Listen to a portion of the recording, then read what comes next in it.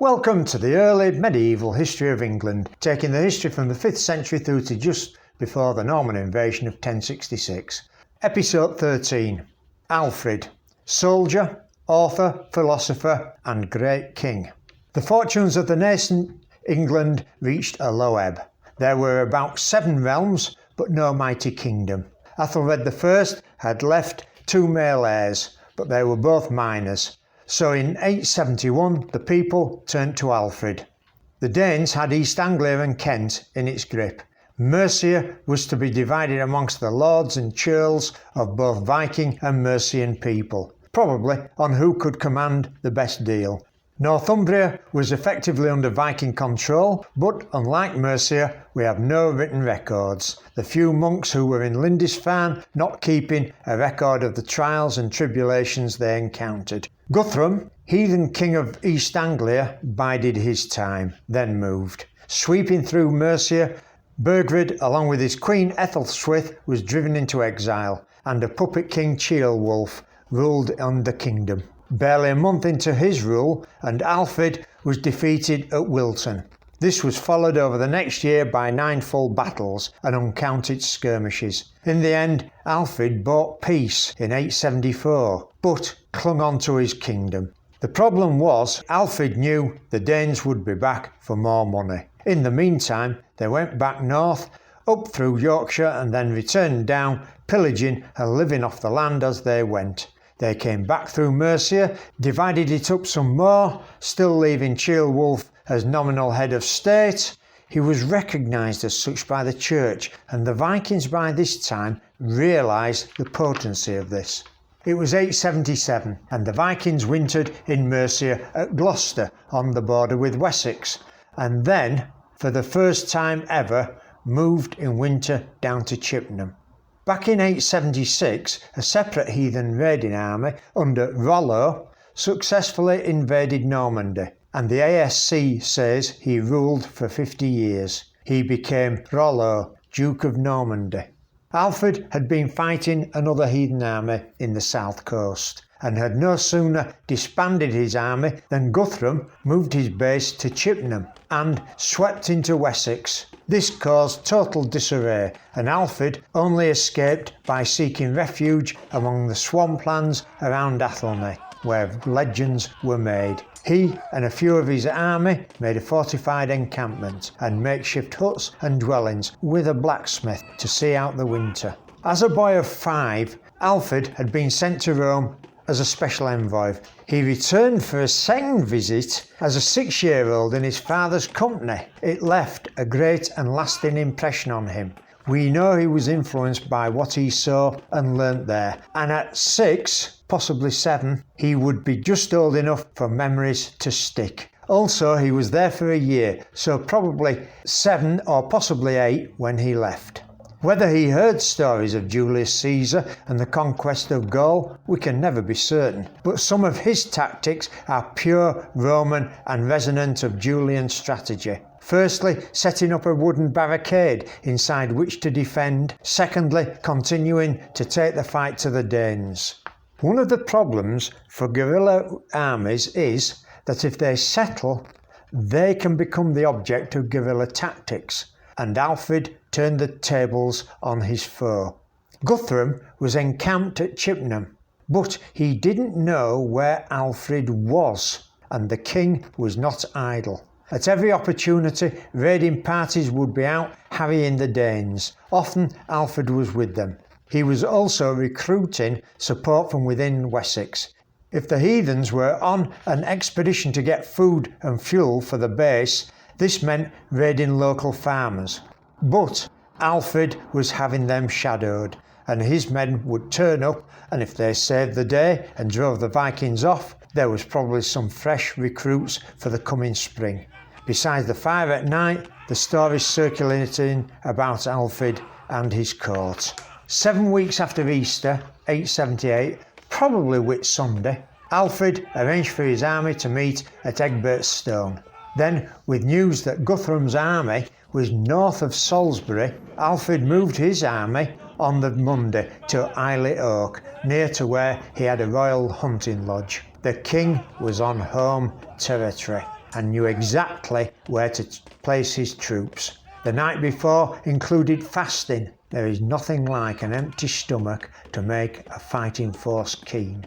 They attacked at first dawn. The Vikings by this time knew the enemy were near, but Alfred kept the advantage of time and place. He led from the front and the Danes fell back. The Battle of Edington, or Ethandun, was going Alfred's way. The men of Wessex fought hard, and the Vikings were eventually driven from the field. Guthrum hastily retreated to his stronghold at Chippenham, but Alfred, having won the day, was not going to let the initiative slip. All the ground close to Chippenham Fort was razed. Vikings who had been encamped outside were mercilessly killed, and all the cattle and any stores were taken. Then Alfred laid siege to it. Within a fortnight, Guthrum capitulated and sued for peace. At this point, Alfred showed true Christian compassion and allowed Guthrum his freedom, and they concurred the Treaty of Wedmore, where the Vikings kept East Anglia inland as far as Northamptonshire. Guthrum and 30 of his nobles converted to Christianity, Alfred becoming Guthrum's godfather. The ceremony was held near Athelney. Alfred showed he could equal the Danes and be as ruthless as they, but then show his Christian side.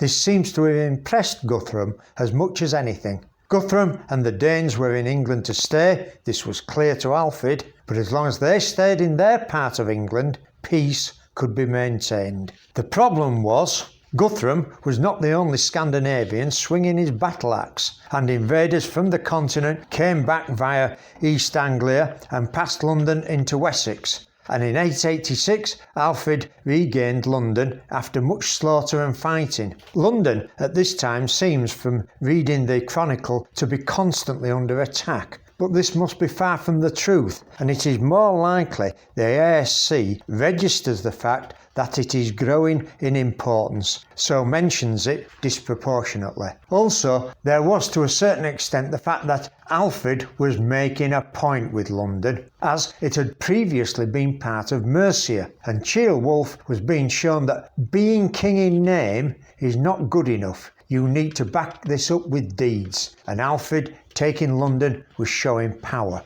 Alfred was also showing that he realised how important trade was, and London was by far the largest town in southern England and was growing in importance. It would also provide some of the income to keep fighting. Was the Roman Cicero echoing in Alfred's ears? The sinews of war? Infinite money? Don't, however, get too carried away with what London was. It was certainly smaller than when the Romans left, but Alfred was starting to reintroduce the concept of town as a centre of commerce and a place to live.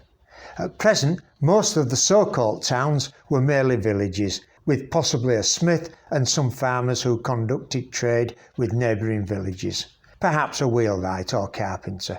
York and London were the largest towns. These would today be no more than the size of a village with several hundred dwellings. There were the 5 boroughs of Lincoln, Derby, Stamford, Nottingham and Leicester, but these were within the Viking areas of the country and were, in any case, smaller than York. Alfred had started a system of forts called burhs around Wessex, so that no farm would be more than 20 miles from a stronghold for protection. The streets were set out in a rectilinear fashion, following the Roman idea, and were also for commerce. Although no specific mention of markets is stated, it is taken that this is what they had.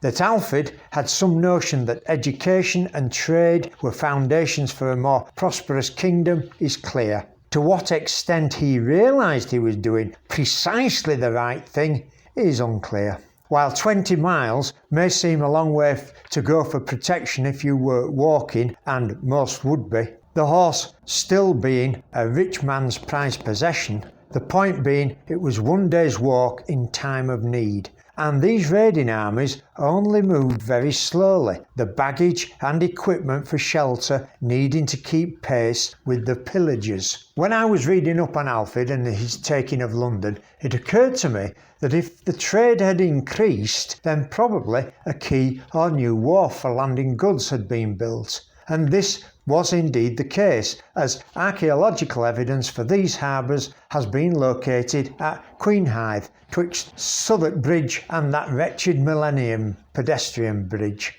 This would bring trade, and along with the stable currency of the silver penny and the peace dividends, Wessex was probably booming in the 1880s.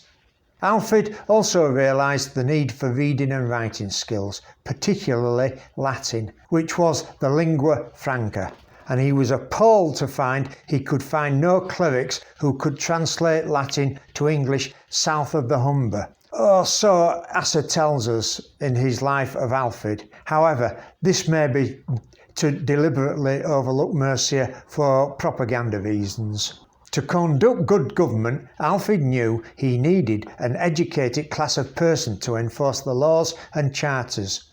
This required importing monks who could read and write to teach those who would govern. He set up a series of schools and ensured that the production of books, which had become very poor, was again made possible. That the schools didn't survive past Alfred's reign proved to be irrelevant. The teaching had started and would remain primarily in the monasteries until the dissolution of them under Henry VIII. It should also be remembered that many of those who taught would then teach, indeed be expected to teach, their younger siblings, although at this time there were limited means of writing into books. No doubt slates or pieces of wood or some such were used for practice. Alfred himself was late learning to read Latin, and he was in his teens before he could even read English. The unsung heroine in the story of English literature and English education is his stepmother, Queen Judith. When he was about 8, she had set a challenge to her stepchildren that whichever could recite a certain poem by heart could have a psalter that she had read to her by a monk. Alfred knew the poem word perfect within days, and would treasure the book all his life, even though it would be over 25 years before he could read the Latin himself. It is very possible that in the time of Egbert and Ethelwulf there was a realisation amongst the nobility that a lack of learning was holding back government. Certainly when Ethelwulf went as a pilgrim to Rome, it would be painfully clear to him that reading and writing, so long held in disdain, were very useful tools for administration, and no imagination is required to see the impression this could have on a 6-year-old Alfred. That he was a bibliophile is undisputed. He translated what he took to be the important works required for good governance. Gregory the Great's Pastoral Care, Bede's History of the Conversion to Christianity of the Anglo-Saxons, Ecclesiastical History of the English People, Paulus Orosius, Historiam Adversus Paganos Libri 7, which was a history of the fall of Rome from a Christian perspective, St. Augustine's Soliloquies, and Boethius' Consolation of Philosophy. Also, he commissioned to be written the Anglo-Saxon Chronicle. Those who had learnt to write would practice by writing sections of the above, which were made into full books, then sent out to the monasteries. Thus was the learning spread, and the bookbinding and techniques associated with books spread out into the whole of Wessex. Trade was coming back. Learning was re-emerging. The long journey to civilization was now underway. It would, to a visitor from today, look little different from before the time of Offa. However, there was a difference, and it was Alfred who was the instigator. The laws were clear. The Thane was free to go about his business, answerable to no one except the law and the king. Peasants would have heard and understand the law, and knew they were protected by the law. In 892, Haston, a Viking who had been active on the continent the previous year, had invaded southern England. Found he had been unable to make any headway in Wessex because of Alfred's system of defence. So the Vikings moved to Benfleet in Essex, where they were joined by 2 more raiding armies. But while the majority of men were out on a raiding party, Alderman Athelred, supported by people from London and the surrounding area, attacked the Benfleet camp, capturing the women and stolen goods it was hiding. Haston was now supported by 2 more armies of heathens from the continent and made his way along the Thames Valley, pillaging it as they went, into the Severn Valley, and then Alderman Athelred raised an army from Mercia and gave chase, caught them at the River Severn, where they gave battle with great slaughter. Alfred, now free of any danger to Wessex, used a new weapon, his newly created fleet of ships, and captured some of the Vikings in the Severn River, preventing the Danes from fleeing immediately to the sea. This forced them towards Wales, only to be met by an army raised by the Welsh prince, who, although they had previously been known to help the Vikings in their raids on Mercia, were now tired of this and keen not to have an out-of-control pillaging army on their home ground. The Vikings were trapped on an island in the Severn estuary at Welshpool, but managed to break out and made their way cross-country to their base at Benfleet in Essex, and stayed the summer while gathering support. Haston now had more Danes from Northumbria and East Anglia, so from there they made their way in a forced march to the old Roman fortification of Chester, leaving the women behind.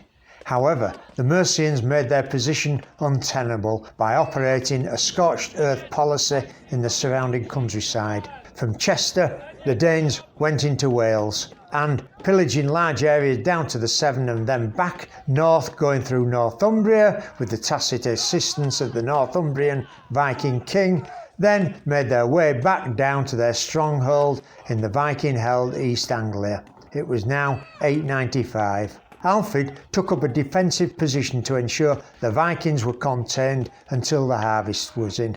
This seems to have been enough to show the main body that they were not going to be able to make any easy victory in 896. They went back to France from whence they came. Alfred had, in the meantime, taken his fleet into the Channel, driving any freebooters to their havens in France and the Low Countries. However, the Vikings were still raiding, and they were still striking terror into the people of England. They made raids into Wessex, but were always repulsed. In one sense, Alfred's reign had been a failure, as the heathens kept coming. But in most measures, he was a resounding success.